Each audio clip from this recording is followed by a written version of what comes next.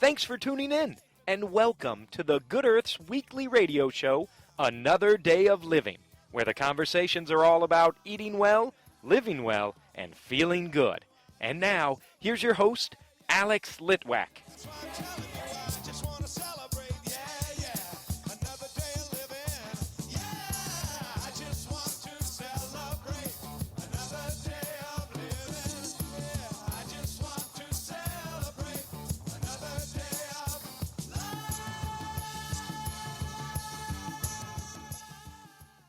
Hanging out with my friend Bob Bennington, longtime store manager at the Good Earth. Hi, Bob. Hey, Alex. It's great to see you. It's always lovely to see you. And what I really like is that you read things and then you tell me about them. Well, I make notes and tell you about them because I don't really remember anything I read anymore. As long as you remember my name, that's all I care about. Bill, it's always a pleasure to be here with you. All right, what's our topic? We had talked a few months ago about perhaps revisiting the book The Jungle by Upton St. Clair. And I did revisit it, but I only revisited it for about 20 pages. But I do recall the book quite well, and its impact on labor, on food safety in the United States was quite dramatic at the time. It's a book that deals with the plight of an immigrant who comes to the United States. One horrible thing after another happens to him and his family, and these series of jobs, which ends up with him in a meatpacking plant in Chicago. The conditions are beyond horrible. It was the point at which the meat industry had grown tremendously. The food industry was growing. People were had moved to the cities. They were taking industrial jobs. The relationship of people to food and knowledge of where the food came from was almost non-existent now, which has grown and grown, which led me to someone I don't want to claim to know him. I met him and had a brief conversation years ago on a Madison County Sheriff's school bus. His name is Wendell Berry. He's a great essayist, short story writer, poet and a gentleman farmer from Kentucky. Wendell Berry has written for years about the impact of farming, food, on culture, on economics, on society in general. I found him to be an intriguing man. A brief aside about this, when I met him, I was involved with a great many other people into an investigation and demonstrations against the Marble Hill nuclear plant in southern Indiana. There were so many flaws in the construction of that plant, it was finally abandoned. And this was shortly after the release at 3 Mile Island near Pittsburgh. So Wendell and I were thrown onto a sheriff's bus along with a lot of other people and taken to a place. And really, we didn't go to jail. We were dismissed, but they drove us and made us walk back a long distance. It was always one of my favorite mind portraits. I remember us all sitting on the jail. We were all very young, long hair, bib overalls, the costume of the day, and there was Wendell in a lovely suit, a tweed coat and a tie, and looking every bit the tall country gentleman farmer. That aside, Wendell has dealt for years in his writing with our estrangement from the production of food, our lack of knowledge about where food comes from, about what a farmer is. And he wrote a great essay called The Pleasure of Eating. And The Pleasure of Eating is trying to make us understand the connection between the land and eating. And you ask a lot of people, what is a farmer? What does a farmer do? How does a farmer do it? The answers are so vague and so general that you realize that we have grown to be products of the industrial food industry. The industrial food industry has replaced so many things in our lives that we used to have knowledge of.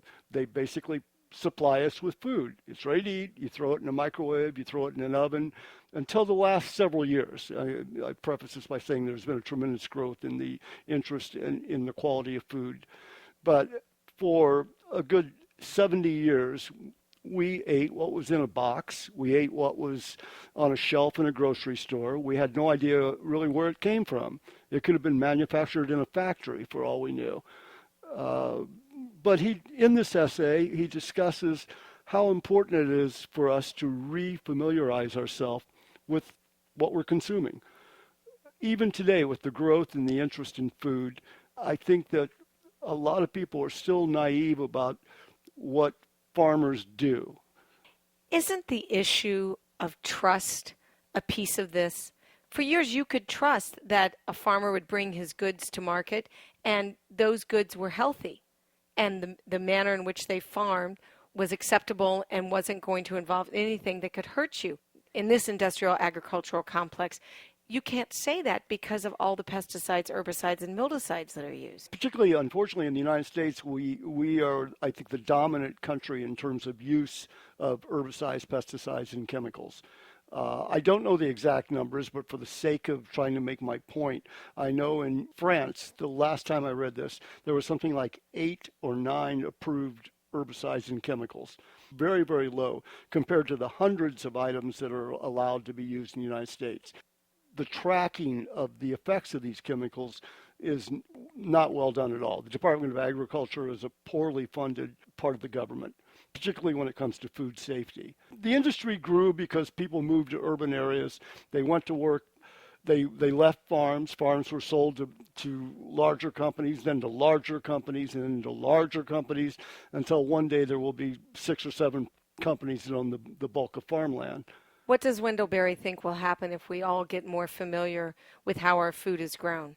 The essay was written in 1990, and many things have paralleled the suggestions and the thoughts he had in that. And that is that as we become more familiar, more demanding, industry will bow to us.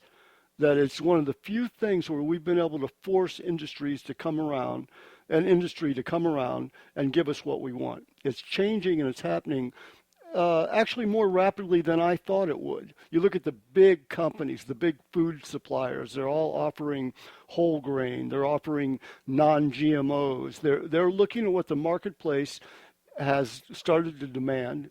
It's really interesting. It's a reminder, sometimes an overworked word, but the power of the individual to create change.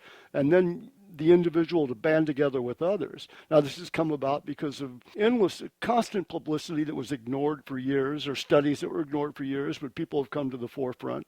I think the growth of the natural foods industry has been amazing to me. It went from mom and pop stores, small stores, to now mega stores, which may create their own problems, but they are dictating to growers and manufacturers what the marketplace wants and what will be available. Anything that allows somebody to look into their cupboard and see food they don't have to be afraid to eat is obviously a good thing. It will improve every aspect of life if it continues to grow. It'll improve the use of water. It'll improve the quality of land that food is grown on. It will, one would hope, that it will improve the general health of the average citizen. It could be Pollyannish to think this is going to happen quickly. It really isn't. There are so many reasons why people eat as they do. It's partially what they're handed. It's partially the economics. A full belly will still outweigh a great many things for people that are living on the economic margins, and I think it's wrong to fault them. But one would hope that these things become more available. It's the standard thing they'll find in a grocery store. For many years, so many food stores had begun to look like the fast marts at gas stations. You know, that was the food that was available. I think reading things like The Jungle, like Wendell Berry, like Mark Bittner, all kinds of people that are writing about food, and they're not trying to hit you over the head. It's not threatening. It's not frightening. There are so many really accessible, simple, affordable things that you can do that'll make it better for you. As always, Bob Bennington reminding us to pay attention and eat well. I'm sorry, what did you say? Thanks, Alex, very much. Thanks, Bob. You're welcome. Some people call me the space cowboy. Yeah. Some call me the gangster of love. Some people call me Maurice. 'Cause I speak of the pompatus of love. It's the Good Earth's 45th year of providing the widest variety of organic foods, high-quality supplements, toxin-free body care products, therapeutic herbs, cooking spices, herbal teas, healthy shoes, and so much more. We've got over 20,000 items packed into the liveliest house in Broad Ripple. Our knowledgeable staff is here to help you find just what you need to be the healthiest person on your block. We're open Monday through Saturday, 9 a.m. to 8 p.m., and Sundays, 11 a.m. to 6 p.m. Or you can check us out online at good-earth.com. I'm a joker, I'm a smoker, I'm a midnight toker. I get my loving on the run. Ooh. Ooh. With me today is Vicky Williams. She is a life coach and the author of a book called Head to Heart Talks. Welcome, Vicky. Thank you. How did you get to be a life coach? I was a school counselor for 20 years, 10 years in the high school and about 10 years in the junior high. So what transitioned for you from being a school counselor into being a life coach? I retired from education, and people no longer like saying they have a counselor. There seems to be a stigma to say you have a counselor. People feel better when they say they have a life coach. Well, it sounds like it's maybe one and the same. One of the things I found interesting in your biography was that you studied with a Cherokee shaman. Can you talk about that a little bit?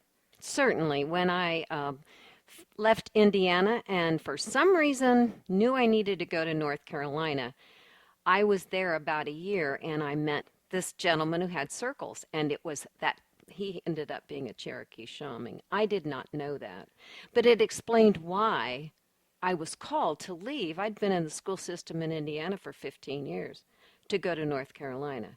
So it was there I sit and circle with him every Monday, and then went from being a student to an apprentice, and we traveled to Mexico and did Vision Quest, and I just learned all the ins and outs of so much more about what's important in life. So what does it mean to sit in a circle with a shaman? Well, it is a sacred ceremony, first of all. When councils got together, that's what they did. They sat in a circle and they spoke of the things of their heart. And you look to the leader or the person who is the wisdom keeper, so to speak, and that is the one that shares and imparts some things as you just talk about your everyday life. But you grow from that and the fellowship with the other people that are in that circle. All of us moving towards the same thing, which is being the best we can be. So that's how it started out. And then it felt like I needed to do more than show up on Monday nights for 3 hours. And so I spoke with him individually, and that's when I started doing individual work and learning the ceremonies. And they're very ancient ceremonies. Can you talk about those a little bit? I can tell you that they are life-affirming, and they were brought to us by our indigenous people that walked this land before we came and domesticated them or told them what was wrong and how they were doing things wrong. And then we brought around the modern way of manipulating and controlling things. Part of that training, it sounds like, led you to writing this book. This book is a tribute to everything I learned in my life, with my experience, and through sitting and finding out who I really was with that Cherokee shaman, yes. And when I wrote it, I really wanted to be this my dedication. He is now crossed to the other side, but I wanted this to be my dedication to the beauty that he taught, and his way was called the beauty path. Can you explain what the beauty path is? My experience has been that that's a term often used with indigenous tribes, especially from the Native American here in the United States. And those that follow the old sacred ways, that remember that we are connected to all things and that God is more than just us, our creator, as they say, they call it the beauty path or the beauty way, whichever term they're comfortable with. But it is the beauty of life, that is the beauty of seeing God in all things. Tell me what you want people to understand when they read this book. Well, I hope that it opens their heart. I hope it allows their mind to listen to their heart. Because what I see is that we have become, we read a lot, in order to learn something, and then we sift through and find things that might be true for where we are in our life at that time. But we miss going straight to the source, which is our heart that says, this I know to be true, this is what I need. But it's not like you want to live your whole life all from your heart. You need your head that knows how to accomplish the things that the heart wants. So it has to really, to me, the whole key is being in relationship with yourself. In other words, respecting our intellectual ability to see how to get where we want to go, and then the heart provides that path, or at least gives the directions as to where it wants to go. And they work in cooperation. We can get that in line, then we really are our authentic selves, because we come into this world knowing what we need and we ask for it. How do we do that? Well, look at a child. They don't wait for anything. If they need something, they cry and get attention. And including when they want to be held, when their pants are messy, when they're hungry. But we don't do that. We learn that there's a time and a place for all things. And then we don't trust that when we ask for a hug that we're going to get it. We don't necessarily trust the person to give us that. Well, darn it, I was just about to throw a temper tantrum, so guess I'll have to take care. Well, you could throw the temper tantrum. Well, it's true. It is true, though, that simplicity that a child has in, I'm hungry, I'm going to let you know. Mm-hmm. I'm uncomfortable, I'm going to let you know. I'm tired, I'm going to let you know. So is it because we push that away because we're so busy worrying about manners? Well, in the beginning of the book, there's an introduction. The groundwork in that introduction says that when we are children, we do come into this world knowing who we are, what we need. We don't think about how we're going to do it. We just think the whole world is our playground. And then we are taught by our parents, by the significant others in our lives, now in this society, by all the media that we see, because they're electronic babysitters and stuff. And then we go to school. And that's one of the biggest and I say they're domesticated. That's a common term. I didn't make that one up. Miguel Ruiz in his 4 Agreements certainly speaks so clearly and so simply about how we are domesticated. And that, from the domestication, is always guided by the need we have to feel loved and accepted. I love this book. And I didn't have any clear intentions when I started writing this book. I actually was dealing with retired, and my mother had dementia, and I had to go down and clean up messes there. Being the therapist that I am, my way of doing that was to journal at night. Well, then the next thing I know, these stories come through. Well, by the time the 2 years was up of working with all of this to get my mother's home in order and my mother in a place that would be good for her, I'm sitting there looking at these 26 stories and thinking, there's your book. So it really birthed itself. I really didn't have a clear intention to say I'm going to do this. But it's 28 beautiful stories. That's part of the beauty of it, is that you can read a story in maybe 5-10 minutes. So you pick it up wherever you want. The other thing that I did that was a tribute to the teachings that I know is I divided the book in seasons. At the beginning of each season, I call to one of the directions. So like the east direction is our spring season. And then I give just a brief, they're very, very brief introduction to that. And then we go into that next series of 7 stories. And then at the end of that, being the educator that I am, I put a little worksheet it's just 3 questions for your head and 3 questions for your heart to consider after reading those stories. And then we move into the next season. So the other piece I'd like to really tell you is that it's about an old woman that lives in the woods. And as these people find their way to her, they're allowed to ask her one question. And from that question, she gives them a story. Well, sometimes they don't even get the question asked. They sit down and she starts telling them a story. When they leave, they have something to ponder. Now, nothing is ever resolved in 20 minutes, 30 minutes, but at least a crack is put in the door or a thought is put in front of us. And while she's telling this story, she does this old art of tatting. And some people may know what that is, but you will see a picture of it in the book. And when she's done with the story and they go to leave, she hands them that tatted chain. Now, that tatted chain is beautiful, And some people notice that she's working on something, and some don't even notice what she's doing. But just like life, what that chain is, just like life, we don't always know what's happening, but there's something beautiful that comes from it, and they leave with that chain in their hand. It sounds like a beautiful book. It really does. The book is out. It's in any bookstore, or they can go on Amazon. And again, it's called Head to Heart Talks, Rediscovering Your Authentic Self. So I just wanted to ask you, how do people live a more heart-centered life?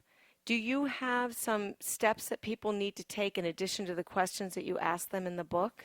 The old lady stories in there will tell them how to get back to something. And it amazes the people that come in because they think, how did she know that? But it really is because we have to go back to what we remember and go and truly reflecting back on our childhood, way back in the very beginning. Generally, the hobbies, this is from a counseling perspective too, when I was dealing with students, was I would say to them, what'd you love doing as a child? And it's amazing how much that can then tell them what they came here to do and the career that will be connected to that, as bizarre as it may seem. My first year at my last high school I was at, this boy was a senior, and he came in. He didn't know me. It was my first year there. And he didn't know what he wanted to do. And he's getting ready to graduate and go on. So I said to him, well, what did you like doing as a child? And he said, what's that have to do with anything? I said, I just want you to tell me what you loved doing as a child. And he said, I loved my aquarium. I absolutely loved, I could sit for hours and watch the fish in that aquarium. And I said to him, my assignment to him was, I want you to go and look for the careers that evolve fish. He likes science. Anyway, bottom line with that young man is he ended up at Indiana State University studying all the aspects of fishing, but that was his goal. And he left before the year graduated, obviously, so thrilled knowing that he didn't know exactly what he was going to be doing, but he knew there was a job, a career, working with fish, and he loved that. I think of all the times we ask little kids, what do you want to be when you grow up? And maybe that original answer, that original passion is what is really in their heart. Yes, and it's something that we as big people, with all the bumps that we get into, need to go back and remember. Because even if it was paper dolls, there is something in that field, and there's a memory. And it's touching back to that memory of the hope you had, of the dreams that you had, because we tend to lose that with all the, where can I make the most money? Absolutely.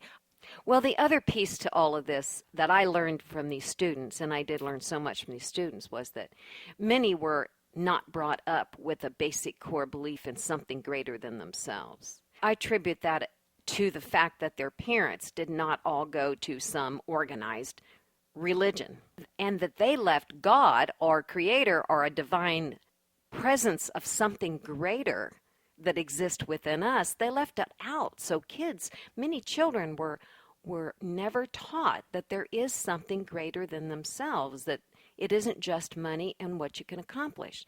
So what I hope to do through this book, and what the old woman tells in the stories, is going back to some of those very basic beliefs that you are part, not a belief, because spirituality is something you know to be true. Religion is just what you choose to exercise. So don't throw the baby out with the bathwater, and I hope this book helps them remember the good things that came from whatever it was they believed to be true, that was greater than them, that was still part of them.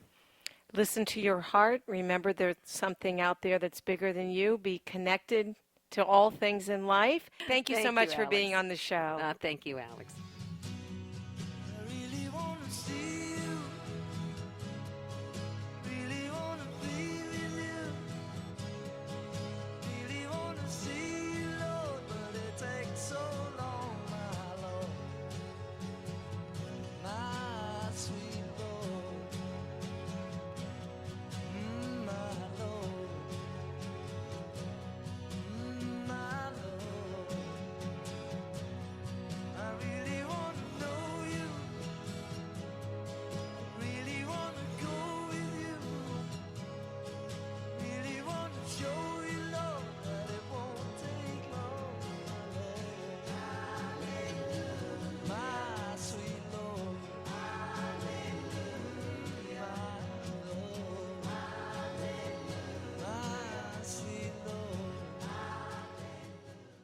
And now a little commentary from Edwank.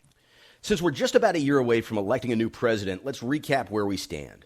The Republican frontrunners are a reality TV star who can't tell the difference between Hawaii and Kenya, and a neurosurgeon who might just believe that the Earth is 6,000 years old. Indiana almost had a dog in this hunt until our governor appeared on a national news program and took himself from legitimate candidate to stammering obfuscator in 6 minutes. Pence probably should have stayed in the race, by the way. At this point, I'll bet the Koch brothers would literally be trucking money into the governor's mansion. On the Democratic side, Joe Biden has opted out. That leaves us to watch Larry David debate Amy Poehler. All right, I know that Hillary is not a former SNL cast member, but I still haven't seen a picture of Bernie and the star of Curb Your Enthusiasm together, so I remain suspicious. Seriously, it's staggering when you think about it. One of the candidates drawing the biggest crowds this year is a really old white guy who calls himself a socialist. Bernie wields so much influence that Hillary now calls herself a progressive. For his part, Trump gets more terrifying with each passing day that he's leading in the polls. Trump went on Fox News and said he'd close some mosques if they were, quote, loaded for bear, close quote. Yeah, he's going to take America back, all right, back to the Spanish Inquisition. The worst part about the Donald is that I'm really not sure exactly what he believes. I have a sneaking suspicion that he's just sexually aroused by applause. That's probably why he's burned through so many marriages. His first few wives got tired of clapping. In reality, real reality, mind you, not celebrity apprentice reality, Trump is dangerous. Trump's racist, intolerant diatribes and plans for the largest deportation of people in human history, it's attracting voters, American voters. He's the worst kind of loon, a grassroots loon who understands how to appeal to the darkest aspects of human nature, the kind of loon who doesn't seize power, but has it handed to him by a population looking for an enemy. To paraphrase a wiser man than I, we've already met that enemy, and he is us.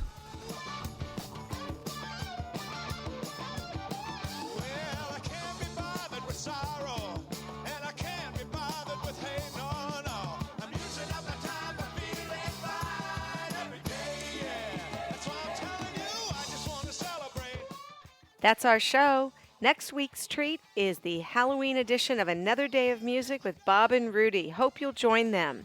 Don't forget to like us on Facebook, and remember that all of our shows are archived at anotherdayofliving.com. Thanks so much for tuning in. This is Alex Litwack. Have a great week. The happiest half hour of your day has been brought to you by the Good Earth Natural Food Company, keeping Indy healthy since 1971.